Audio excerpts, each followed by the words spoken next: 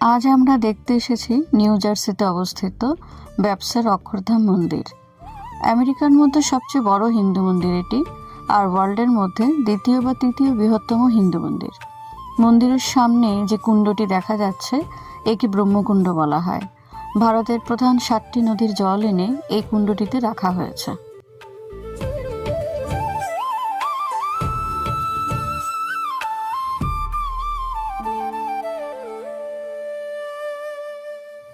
দু 2015-তে এই মন্দিরের নির্মাণ কাজ শুরু হয়ে 2023 অক্টোবরে গিয়ে শেষ হয়। যদিও ভেতরে এখনও কিছু কিছু কাজ হয়ে যাচ্ছে। গুজরাটের বহু মানুষ স্বামীনারায়ণকে বিষ্ণুর অবতার রূপে পুজো করে থাকেন।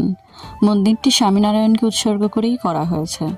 মন্দিরের সামনে নীল কান্তবর্ণী স্বামীনারায়ণের সোনালী রঙের বিশাল এই মূর্তিটাকে রাখা হয়েছে।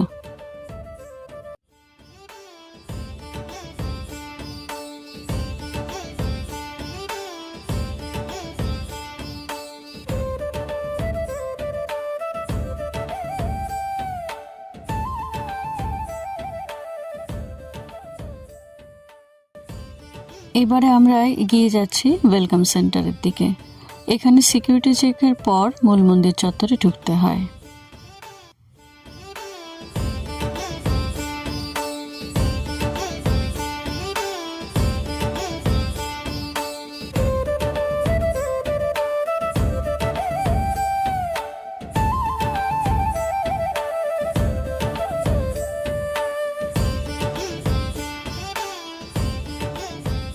ওয়েলকাম সেন্টার হয়ে মূল মন্দিরে ঢোকার আগে আমরা চারপাশটা আরেকটু দেখে নেব। খুব পরিষ্কার পরিচ্ছন্ন এবং খুব সুন্দর করে পরিকল্পনা করে সাজিয়ে রাখা হয়েছে।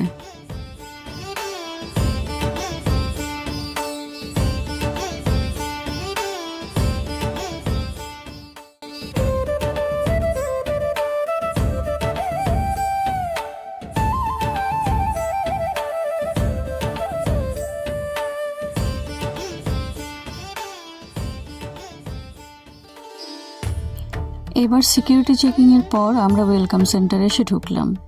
এই ওয়েলকাম সেন্টারে ঢুকেই প্রথমেই যে ঘরটা পড়ে তাতে খুব সুন্দর করে কাঠের ডিজাইন বা নকশা করা রয়েছে। এই কাঠের উপরে করা ডিজাইন বা নকশাগুলো ভারত থেকে আসা শিল্পীদের দিয়ে করানো হয়েছে। এছাড়া এই ওয়েলকাম সেন্টারটিতে একটি ক্যাফেটেরিয়া, একটা ইভেন্ট রুম এবং মিউজিয়ামও আছে।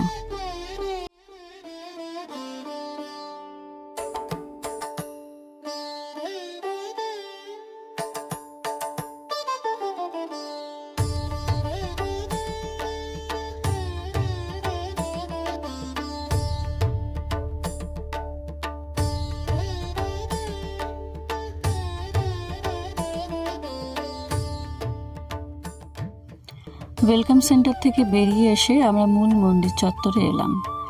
এই যে সামনে দেখা যাচ্ছে এটাই মূল মন্দির। পুরো মন্দির চত্বরটায় পাথরের উপর সূক্ষ্ম কাজ করে তৈরি করা। এই পাথরগুলোকে ইউরোপ থেকে আনা হয়েছিল এবং এখানে নিয়ে এসে ভারতীয় শিল্পীদের দিয়ে এই পাথরগুলোর উপরে নকশা বা ডিজাইন তৈরি করা হয়েছে। এখানে মূলত 2 ধরনের পাথর ইউজ করা হয়েছে, সাদা মার্বেল পাথর আর লাল বেলে পাথর।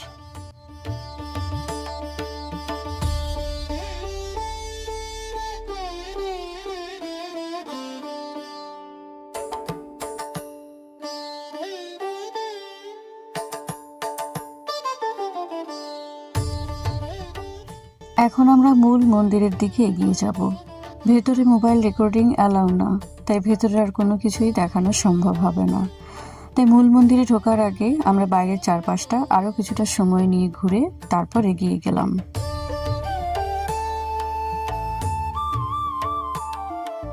ওয়েলকাম সেন্টারের উল্টো দিকের ছোট মন্দির এবং মূল মন্দিরের ভেতরের সামান্য কিছু অংশ এখানে তুলে ধরতে পারলাম। ছোট মন্দির এবং মূল মন্দিরের ভেতরের যে কারুকার্য রয়েছে তা এর থেকে অনেক অনেক বড় এবং অনেক সুন্দর।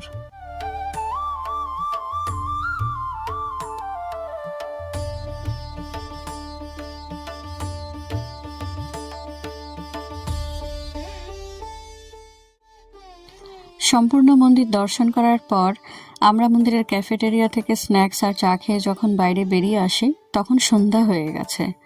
পুরো মন্দিরটাকে আলোকসজ্জায় সাজানোতে আর হালকা সুরে ভক্তিমূলক গান মন্দিরের পরিবেশটাকে যেন আরো মনোরম করে তুলেছে।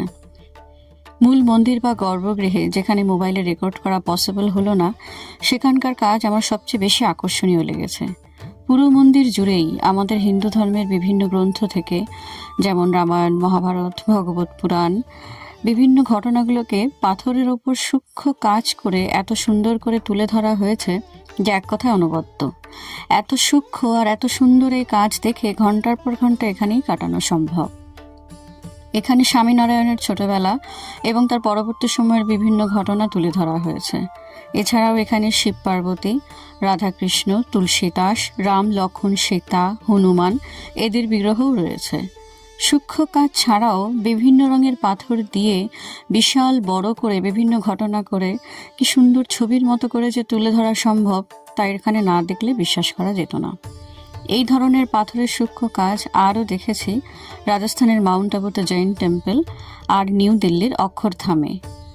অনেক নাম শুনেছি এই মন্দিরের, তাই খুব ইচ্ছে ছিল এখানে আসার। একরাশ মুগ্ধতা নিয়ে এখন আবার ফিরে যাচ্ছি। খুব ভালো কাটলো আজকের দিনটা।